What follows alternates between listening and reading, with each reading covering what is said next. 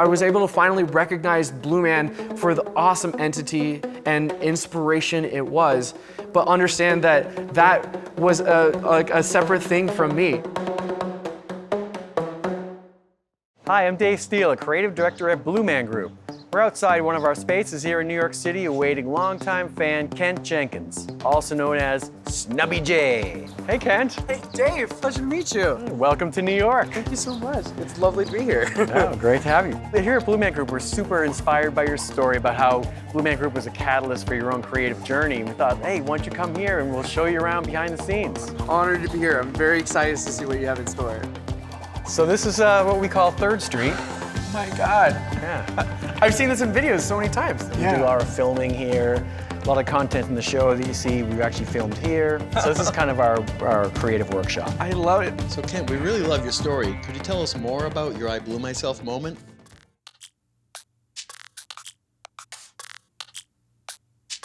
My I Blew Myself moment was when I saw the Blue Man Group touring show in 2006. It was the Megastar tour, and I'd gone to see the Portland show with my friends and family. There's this part in the show where they play tribute songs.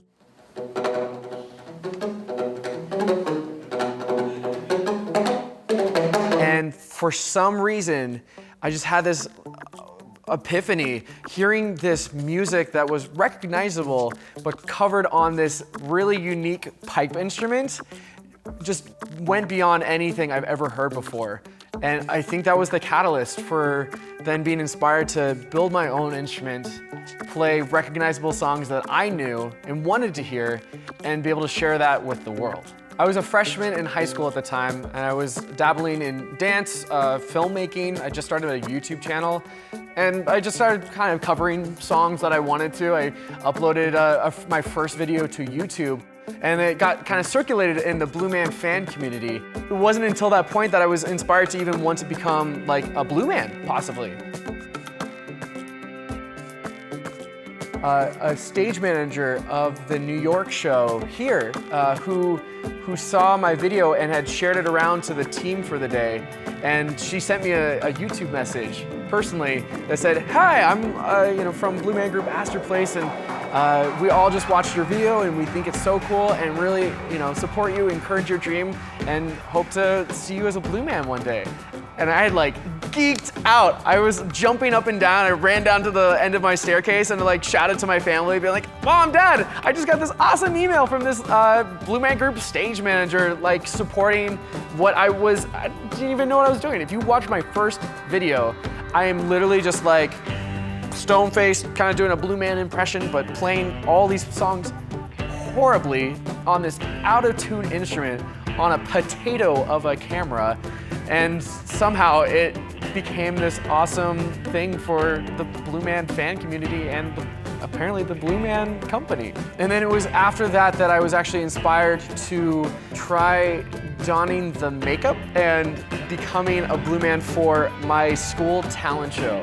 One of our other friends that likes to paint his face blue is Kent Jenkins. But I decided to go all out and literally blew myself for this show. And I go out there and I played the same kind of medley of all these songs, and I finished with our school fight song, and everyone erupted in this big standing encore.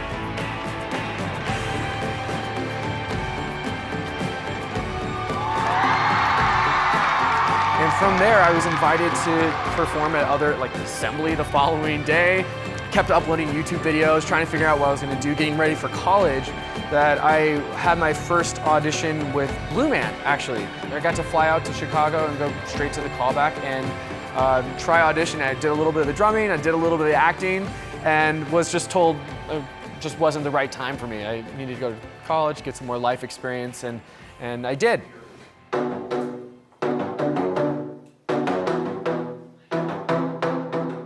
I performed at my dorm room talent show freshman year and uploaded a video like I normally do, willy-nilly, and the video went crazy viral. It had 1 million views within a week, and it was just this kind of beautiful moment where I was like, oh, there's something I'm doing that's kind of my own twist on what was the seed from Blue Man Group and becoming this bigger thing for myself. And so I started creating more videos. I was doing kind of clone effects.